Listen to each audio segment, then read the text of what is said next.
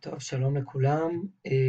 אני רוצה להראות לכם בסרטון הזה איך אנחנו עושים בדיקת תוצאות בקובץ האקסל, לתוצאות בעצם שקיבלנו במעבדה במכון ויצמן, איך אנחנו בעצם מהמון תוצאות שיש לנו שם, נוכל בעצם להגיע לתוצאה אחת סופית ורצויה. אז בואו ככה בלי יותר מדי מסביב, בואו נתחיל. אז אני שלחתי לכם קובץ, הקובץ שאתם פותחים נראה פחות או יותר ככה, זה לא נראה כקובץ אקסל. מה שאתם צריכים לעשות, לא לפתוח אותו בצורה רגילה, כי אתם לא תמיד תצליחו לפתוח אותו, בעצם תפתחו אותו באמצעות קובץ וורד, עושים פתיחה באמצעות, אצל כל אחד זה נראה טיפה שונה, פותחים אותו באמצעות וורד, ואתם מקבלים את הדבר הזה. מה בעצם אתם מקבלים פה? מה שאתם מקבלים פה זה ה-96, זה הפלטה של ה-96 בעיריות, שאת הפלטה הזאת בעצם אתם בדקתם בספקטרופוטומטר, הכנסתם פלטה אחת גדולה של 96 בעיריות, וזה מה שאתם מקבלים פה, את כל הקריאות של כולם. את רוב הקריאות אנחנו לא צריכים, תכף אנחנו נבין מה אנחנו צריכים. מה שאנחנו עושים זה, עושים copy, העתק והדבק, את ההדבקה כבר עשיתי, ואנחנו בעצם מקבלים את הקובץ הבא. מה אנחנו עושים בקובץ הזה? עוד פעם, אני אומר, ברוב הפלטה לא השתמשתם, אם תזכרו ותסתכלו בתמונות, השתמשתם בעצם בשלוש בעיריות בפלטה. תשימו לב גם שזה נראה טיפה שונה. יש לכם את זה, תשימו לב כמה זה נראה שונה משאר המספרים. יש לכם פה את B, שהוא שונה משאר המספרים, הם כולם אותו דבר, ואת D, שהוא גם כן, תשימו לב, הוא שונה משאר המספרים. פה יש לנו בעצם 4 שורות, ופה יש לנו 5 שורות. אוקיי, זאת אומרת שאת שאר המספרים אנחנו לא צריכים. מה הם בעצם שאר המספרים? אתם צריכים את זה כי אתם צריכים לכתוב בעבודה למה הורדתם אותם. כל המספרים האלה זה בעצם קריאות ספקטרופוטומטריות, לפלטות ריקות, לבעיריות ריקות שאין בהן שום דבר. למה הן בכל זאת נותנות מספר? כי גם לבעירית שהיא ריקה יש איזשהו ערך בליעה, ואלה הערכים שאנחנו מקבלים פה. אותם אנחנו לא צריכים, ולכן אנחנו בעצם נוריד אותם. תשימו לב שאתם לא מורידים בטעות את המספר הזה, כי המספר הזה הוא חשוב לנו. לוחצים על delete, ובעצם מוחקים את מה שאנחנו לא צריכים. הלאה, את כל מה שמ-H עד E, גם כי אנחנו לא צריכים את זה, תשימו לב, אותם מספרים לא השתמשנו בהם, לא צריך את זה. יופי, הורדנו. תשימו לב, גם את C אנחנו לא צריכים, גם אותו אנחנו נוריד, לא צריך אותו. גם תשימו לב, עוד פעם, זה קריאות ריקות. יפה. בעצם אנחנו מקבלים עם A, B ו-D. עכשיו, ה-A הוא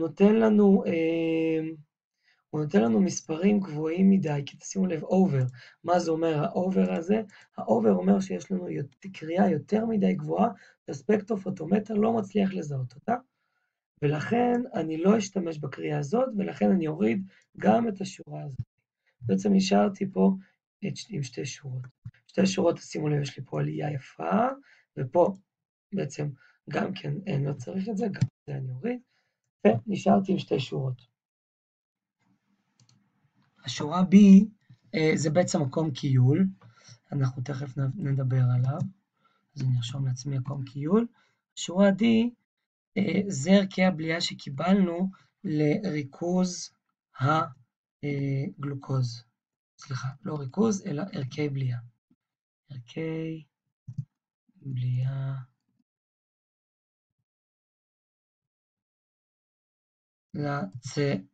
לצלולוז שפורק. אוקיי? בסוגריים, אני רושם לכם את זה גלוקוז. אתם יכולים פשוט לרשום את זה ערכי בליעה לגלוקוז. יופי. אוקיי, כל אחד במספרים האלה הוא בעצם ערך בליעה, שמראה כמה גלוקוז יש לנו עכשיו. גלוקוז זה בעצם, כמו שאמרתי קודם, תוצר פירוק או חד סוכר של הרב סוכר צלולוז. מי מפרק את הצלולוז? אותם אנזימים או קומפלקסים שאתם השתמשתם בהם. אם השתמשתם רק ב-48, אז קיבלתם פה פירוק של 48 הגלוקוז שהתפרק כתוצאה מהקומפלקס 48 שפרק צלולוז. אם השתמשתם ב-5, אותו דבר, אם השתמשתם בקומפלקס של 48.5 או 48.5 CBM, אז אלה תוצאות שקיבלתם כתוצאה מזה, מהפירוק הזה. עוד מעט נדבר למה יש פה כל כך הרבה בעצם מספרים. קיבלנו ערכי בליעה, את ערכי בליעה האלה אני רוצה להפוך לריכוזים, אני רוצה לדעת כמה ריכוז גלוקוז יש לי. בשביל לדעת ריכוז גלוקוז, ידוע לכם, וגם זה בבגרות זה יופיע לכם, אנחנו צריכים שיהיה לנו עקום קיול, ולכן לקחנו כבר ריכוזים ידועים של גלוקוז, בדקנו גם אותם בספקטרופוטומטר, 5 מבחנות בעצם, כל פעם לקחנו ריכוז הולך ועולה, וקיבלנו פה בעצם ערכי בליעה של גלוקוז שהתפרק, ואנחנו רואים אותו פה. אלה הם ערכי הבליעה. אנחנו נבנה מזה תכף עקום קיול, אבל לפני שאנחנו נבנה עקום קיול, קודם כל אנחנו צריכים לעשות טיפוס. למה צריך לעשות טיפוס? כי בדקנו בעצם בספקטרופוטומטר, ואנחנו צריכים להוריד מערכי הספקטרופוטומטר את כל הדברים שנכנסו למבחנה, פרט לגלוקוז אותו אנחנו מחפשים, כלומר בופר, מים וחומרים נוספים. המבחנה היחידה שאין בה את הגלוקוז, זאת מבחנת המבחנה הראשונה בעקום הקיול, המבחנה הזאת בעצם. לכן מה שאנחנו צריכים לעשות, אנחנו צריכים להוריד, בשביל לעשות טיפוס בעצם, זה מה שהספקטרופוטומטר היה עושה לנו באופן אוטומטי, ופה הוא לא עשה, אנחנו צריכים להוריד את כל הקריאות שקיבלנו מהאיפוס שלנו, אוקיי? מהמבחנה הזאת. כל אחד פה, אגב, כל קבוצה תקבל פה מספר שונה, אז אין מה ללכת שקיבלתם מספרים שונים, כי כל אחד עבד בצורה קצת שונה. גם את ערכי הבליעה של הגלוקוז, אנחנו גם כן נוריד אותם מהערך הזה, מהערך האיפוס הזה. אוקיי, בואו נעשה את זה, איך אנחנו עושים את זה? בואו אנחנו קודם כל נבנה גרף חדש, ובשביל כבר לעזור לעצמנו, כי בהמשך אנחנו נצטרך גרף אנכי, אנחנו כבר נבנה את זה בתור גרף אנכי. אז נרשום, אבל אנחנו נרשום מקום קיול,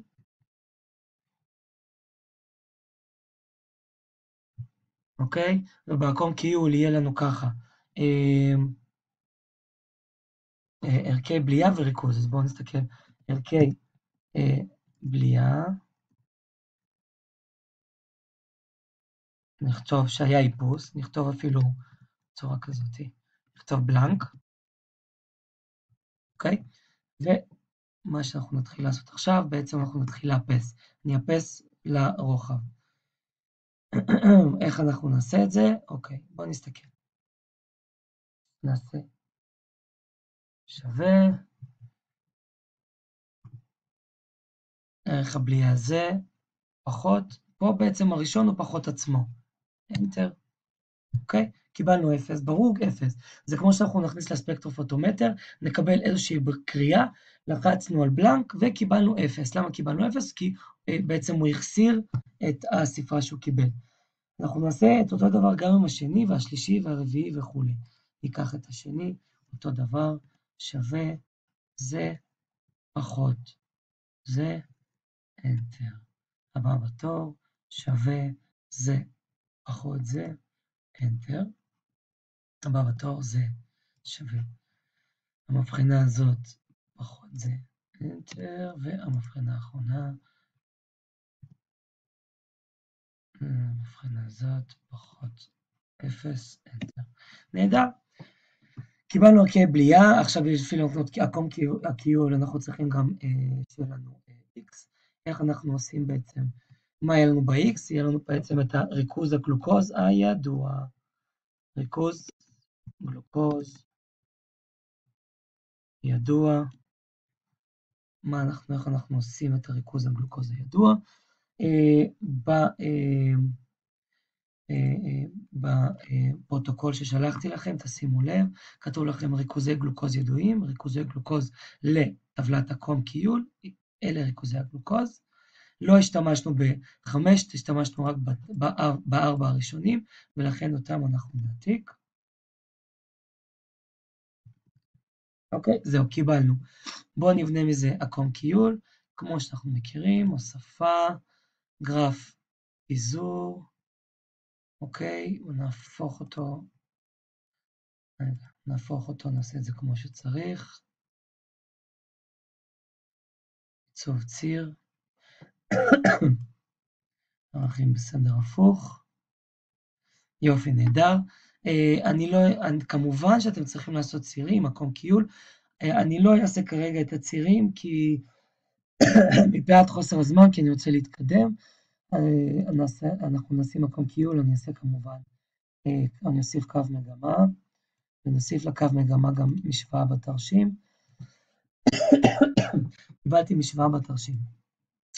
מהמשוואה בתרשים עכשיו אני רוצה בעצם לבנות, אמרנו מערכי הבליעה הללו, אני רוצה להוציא ריכוזים. אז מה שאני אעשה, תכף אני אזיז אותו קצת למטה, שלא יפריע לנו לעבודה, ובואו נכתוב פה ריכוז.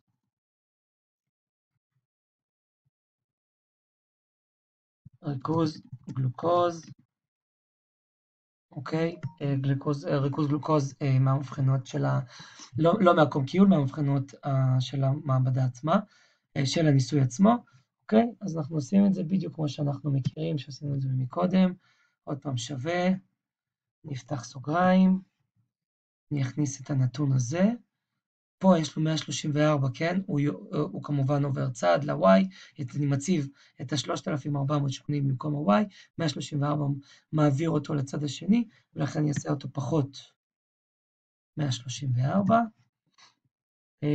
וכמובן אני אחלק ב-2378, כי זה מה שקיבלנו במשוואת הישר, 2378, Enter.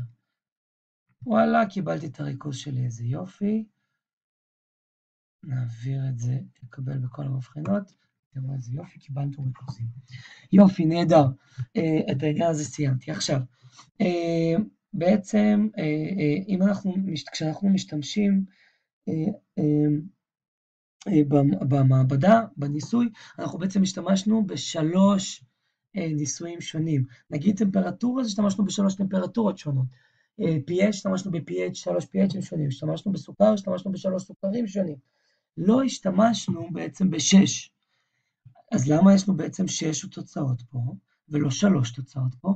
מסיבה מאוד פשוטה, כי לקחנו מבחנה אחת, מבחנת ה-M, נגיד טמפרטורה של 4 מעלות, ולקחנו את המבחנה הזאת, ולקחנו חומר מהמבחנה, ופיצלנו את החומר הזה לשתי מבחנות.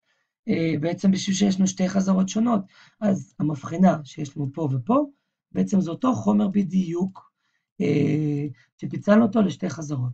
מבחנה הזאת והזאת, עוד פעם, מדובר על טמפרטורה אחרת, אבל אותה טמפרטורה, שגם כן אנחנו עשינו בעצם שתי חזרות שונות, אותו דבר פה. ולכן מה שאני אעשה, אני אעשה בעצם ממוצע של שניהם. איך אני אעשה את זה? אני אמות פה, מפה בעצם אני אני אעשה מזג למרכז, תראו איזה יופי, קיבלתי פה תוצאה כזאת, ואני אעשה, עכשיו אני אעשה ממוצע, איך אני עושה ממוצע? אני נכנס לפונקציות, נכנס ל-average, כלומר ממוצע, ב-average אני נותן לו את זה, אני רוצה את זה ואת זה, Enter, וקיבלתי תוצאה, פה אני אעשה אותו דבר, פה אגב, פה אני לא יכול למשוך, כי הוא לא ייתן לי תוצאה כמו שצריך, עוד פעם אני אעשה לו מרכז, עוד פעם פה, אני אקח את זה, סליחה, פה אני אקח פונקציה, average, אישור, שני אלה, enter. אותו דבר אני אעשה פה, מרכז, average, פונקציה, average, אישור, נכניס את שני אלה, נהדר. פה יש לי את התוצאה הגבוהה ביותר, כלומר הכי הרבה גלוקוז קיבלתי, כלומר, פה התפרק הכי הרבה צלולוז, כלומר, הקומפלקס בטמפרטורה או ב-pH או בסוכרים שאתם בדקתם, פה משהו התפרק הכי טוב. עכשיו, מה זה המשהו הזה? זה כל אחד לפי המחקר שלו. אם טמפרטורה, אז כנראה שזאת הטמפרטורה המקסימלית, המיטבית, זה pH, זה ה-pH המיטבי, אם זה סוכר, זה הסוכר המיטבי, אם זה הקומפלקס, זה הקומפלקס המיטבי, וכולי וכולי וכולי. מה שאתם צריכים לעשות עכשיו זה לכתוב גרף עמודות, שבציר X אתם בעצם מציבים את הטמפרטורה, או את שלושת הטמפרטורות, או שלושת ה-pH'ים, ובציר ה-Y אתם מציבים את הערכים האלה, ובעמודות בעצם מראים מה קיבלתם.